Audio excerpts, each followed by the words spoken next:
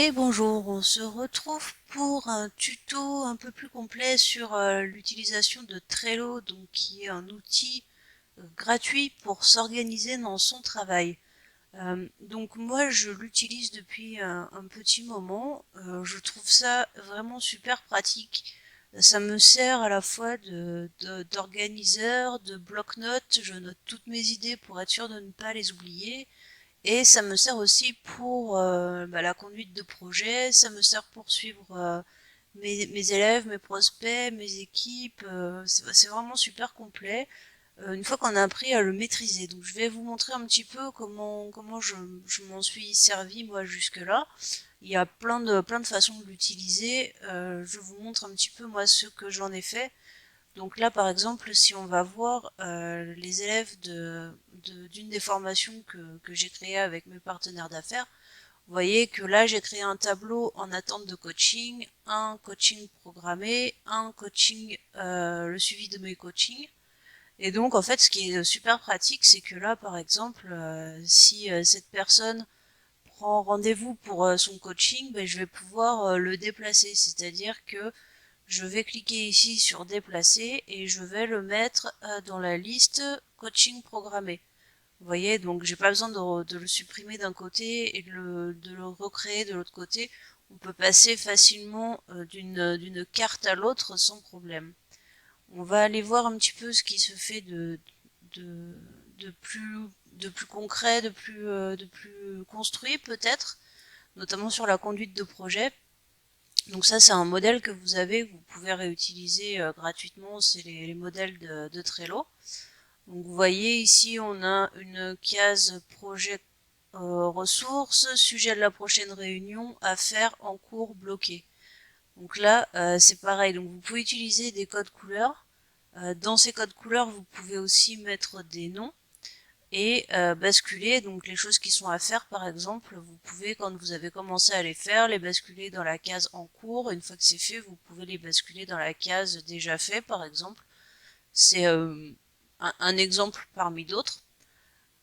Donc là on va créer un tableau pour vous montrer un petit peu comment ça fonctionne. Alors je sais que le terme de tableau peut être un peu déstabilisant parce que quand on parle de tableau on s'attend à voir des colonnes, des lignes, un peu comme sur un tableau Excel. Là, il se trouve que ce qu'ils appellent tableau, c'est plus imaginez un tableau blanc que vous auriez sur votre mur et sur lequel vous prenez des notes que vous organisez. En fait, c'est plus dans ce sens-là qu'il faut l'entendre, le terme de tableau.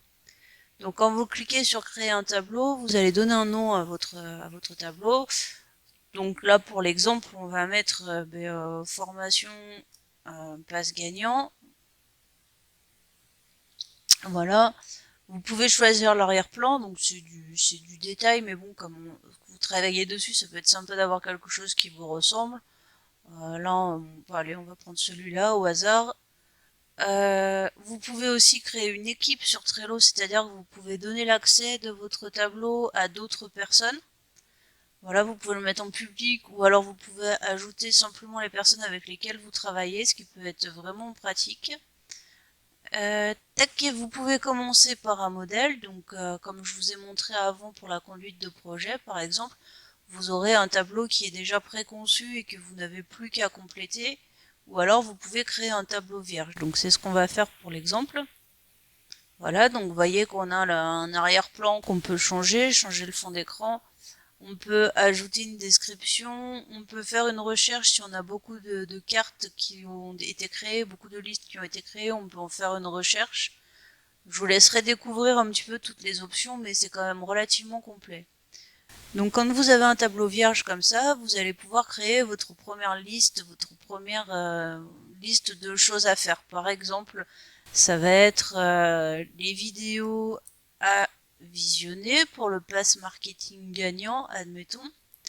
Ensuite, là, on va mettre à revoir, peut-être pour des choses que vous avez vues, mais sur lesquelles vous voulez revenir. Ensuite, vous pouvez faire une liste de choses à faire. Vous pouvez faire une liste de choses en cours. Et ensuite, à chaque fois, donc, vous allez pouvoir ajouter une carte. Donc, vidéo à visionner, par exemple, on va mettre module 1, avatar client. Voilà, la carte est ajoutée. Ensuite, on va mettre, je ne sais pas moi, module 3. Hop, je ne sais plus ce qu'il y a dans le module 3, mais on va mettre module 3, euh, photo de profil. Voilà, on ajoute la carte. Et puis à revoir, on va mettre faire ma bio. Voilà, par exemple. Et à faire, on va mettre par exemple préparer des visuels. Voilà. Et en cours, eh ben, je sais pas, on va se noter liste de citations inspirantes. Par exemple, on va partir sur quelque chose comme ça. Si vous voulez éventuellement, par exemple, tout ce qui touche à Facebook, admettons, vous voulez lui donner un code couleur. Donc on va dire que on va cliquer donc ici, modifier l'étiquette. On va dire que, allez, Facebook c'est bleu. On va même lui donner un nom. On va dire que bleu c'est Facebook. Enregistrer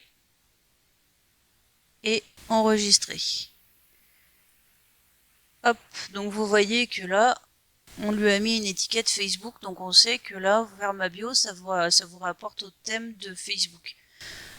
Si par exemple, là, avatar client, si on veut le modifier, donc pareil, on va lui mettre une étiquette.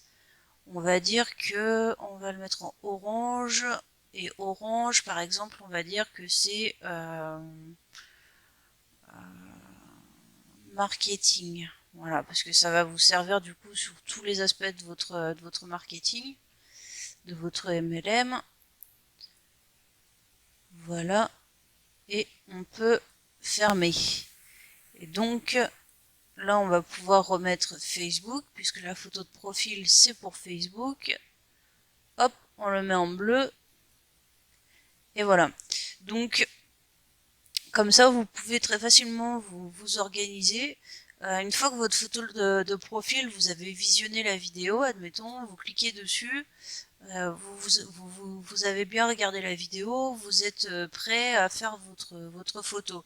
Mais ce sera pas là tout de suite. Donc par exemple, vous allez pouvoir le déplacer. Donc vous cliquez ici sur déplacer et vous allez le mettre dans la liste à faire. Hop, tout simplement. Et vous voyez que votre photo elle est placée dans la liste à faire. Et quand ce sera terminé, quand ce sera en cours, vous voyez, enfin, je pense que maintenant vous avez compris le principe. C'est un outil qui est vraiment pratique et multitâche, qui permet de ne rien oublier, qui est vraiment un bon atout pour s'organiser.